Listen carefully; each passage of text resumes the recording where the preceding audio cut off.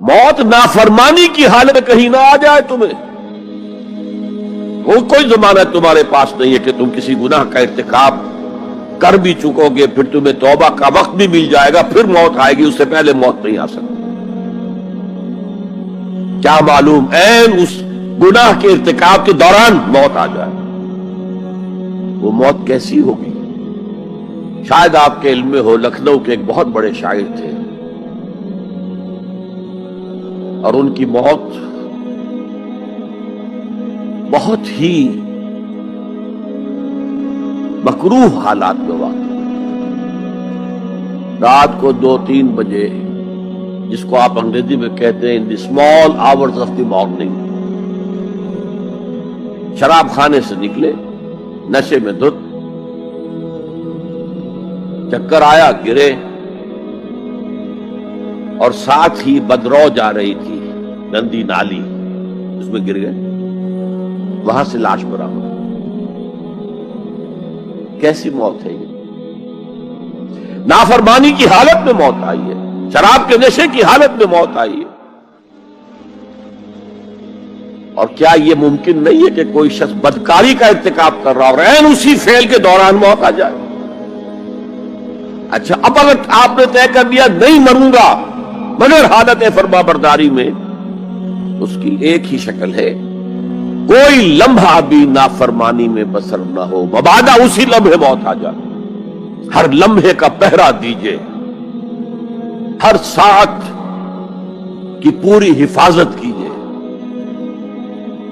کہیں نافرمانی کا کوئی ارتکاب نہ ہو اور عین اس حالت میں کہیں موت نہ آ جائے. میں وہ حدیث آپ کو سنا چکا ہوں، لا یزنی الزانی حین یزنی وہو مومن. کوئی زانی حالت ایمان میں زنا نہیں کرتا، جب وہ زنا کر رہا ہوتا ایمان اس کے دل سے نکل کر اوپر سر پر منڈلاتا رہتا. کوئی چور حالت ایمان میں چوری نہیں کرتا، ولا یسرق السارق حین یسرق وہو مومن. کوئی شرابی حالت ایمان میں شراب نہیں پی سکتا، ولا یشرب الخمر حین یشرب وہو مومن. اگر ایمان بھی ہو دل میں اور یہ حرکات بھی ہو رہی ہو تو وہ ایمان 2 پیسے کا نہیں، 2 ٹکے کا نہیں. کیا اس ایمان کی قیمت ہے؟ کیا قدر و قیمت ہے اس کی؟ اب اگر عین اسی حالت کے اندر موت آ گئی تو یہ تو خلوع ایمان ہے، ایمان کا خالی ہو جانا ہے. یہ ہے وہ بات جو کہی گئی. اب یہ اسلام اور تقوی، ان دونوں کو یہاں نوٹ کر لیجئے. یا ایھا الذین آمنوا اتقوا اللہ حق تقاتہ ولا تموتن الا وانتم مسلمون. اے ایمان کے دعوے دارو، اللہ کا تقوی اختیار کرو جتنا کہ اس کے تقوی کا حق ہے، اور دیکھنا موت نہ آنے پائے مگر فرما برداری کی حالت. اب یہ اینٹیں اگر پختہ ہو گئی ہیں، ہم نے جہاد کے مختلف مراحل ان پر غور کیا تھا. پہلا مرحلہ کیا تھا؟ نفس امارہ کے خلاف جہاد، شیطان اور اس کی ذریت صلبی و مانوی کے خلاف جہاد، بگڑے ہوئے معاشرے کے جو پریشرز ہیں ان کے خلاف جہاد. یہ 3 جہاد کر کے کما حقہ فرض کیجئے کہ اب آپ تقوی اور فرما برداری کی روش پر راسخ ہو گئے، قائم ہو گئے. اب اگلا قدم کیا ہے؟ اب ان اینٹوں سے فصیل بنانی ہے. اینٹیں تو مضبوط ہو گئی، پوری طرح پک گئی، پختہ ہو گئی. وہ جو اقبال کہتا ہے کہ خام ہے جب تک تو ہے مٹی کا ایک انبار تو، اور پختہ ہو جائے تو ہے شمشیر بے زنہار تو. اور جس سے اکبر الہ آبادی نے بھی کہا ہے، اس سے بھی بہتر انداز میں کہا ہے، تو خاک میں مل اور آگ میں جل، جب خشت بنے تب کام چلے. ان خام دلوں کے عنصر پر بنیاد نہ رکھ، تعمیر نہ کر. اگر ساحل سمندر سے ریت لے کے گولا بنا دیں، وہ نم تو ہوتی ہے ریت، گولا بن جائے گا. پھر اسے شیشے پر بھی ماریں گے، شیشہ کھڑا رہے گا، ریت بکھر جائے گی. اسی گولے کو ذرا بھٹی میں ڈال کے پکا لو، روڑا بنا لو، تو خاک میں مل اور آگ میں جل. جب خشت بنے، جب اینٹ بنو گے تب کام چلے. اب اگر اسے مارو گے تو کوئی نتیجہ تو برآمد ہوگا کہ نہیں. تو یہ پختہ افراد کی شخصیت کو پختہ کرنا.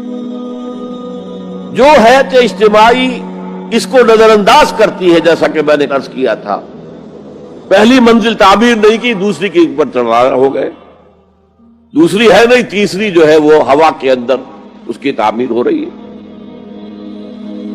ہماری بہت سی ناکامیوں کا اصل سبب یہ ہے. حضور نے پہلے افراد کو تیار کیا ہے. افراد کے ہاتھوں میں ہے اقوام کی تقدیر. ہر فرد ہے ملت کے مقدر کا ستارہ. اور ہر حیث اجتماعی یا کوئی تنظیم ہو، کوئی جماعت ہو جو اسلام کی سربلندی کے لیے کام کرنا چاہیے، اسے سب سے پہلے پختہ کردار والے افراد تیار کرنے ہوں گے. یا ایھا الذین آمنوا اتقوا اللہ حق تقاتہ ولا تموتن الا وانتم مسلمون.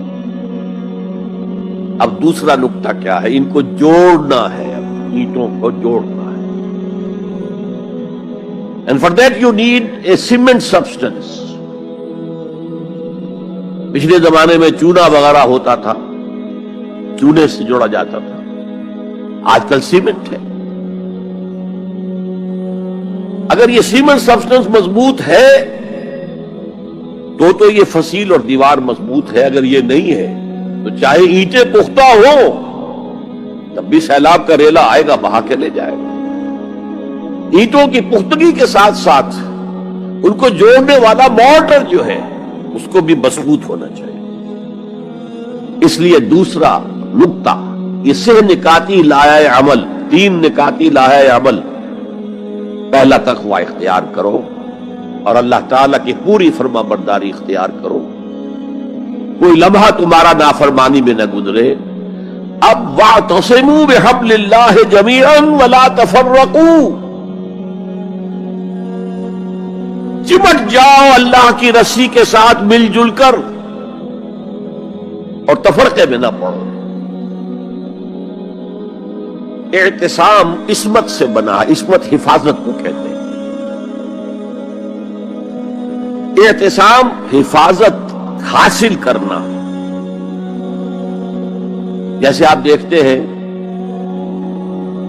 کہ کسی بچے کو اگر کوئی خوف لاحق ہو جائے، کوئی ڈرائے، وہ آئے گا، دوڑے گا، ماں کی گود میں آ کر ماں سے چمٹ جائے گا. وہ یہ سمجھتا ہے اپنے چھوٹے سے ذہن کے مطابق میں قلعے میں آ گیا ہوں. یہ دوسری بات ہے کہ کوئی سفاک انسان، جیسے فسادات ہوتے ہیں یا جیسا کچھ سن 47 میں ہوا تھا، کوئی سفاک بھیڑیا صفت انسان آئے، بچے کو کھینچے ماں کی گود سے، اچھالے اور کسی نیزے میں پرو لے. لیکن بچہ یہ سمجھتا ہے کہ میں آ گیا ہوں، پناہ میں آ گیا ہوں، قلعے میں آ گیا ہوں. تو یہ ہے اعتصام.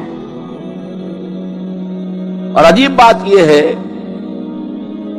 کہ جو اس سورہ مبارکہ کی جو ہم نے شروع کی ہے آیات، وہاں سے ایک آیت پہلے جو ہے 10ویں رکوع کی آخری آیت، وَمَن يَعْتَصِم بِاللَّهِ فَقَدْ هُدِيَ إِلَىٰ صِرَاطٍ مُسْتَقِيمٍ. یہاں حبل اللہ نہیں ہے. جو اللہ کے ساتھ چمٹ جائے تو اس کی ہدایت تو ہو گئی صراط مستقیم کی طرف. اللہ سے جڑ جاؤ.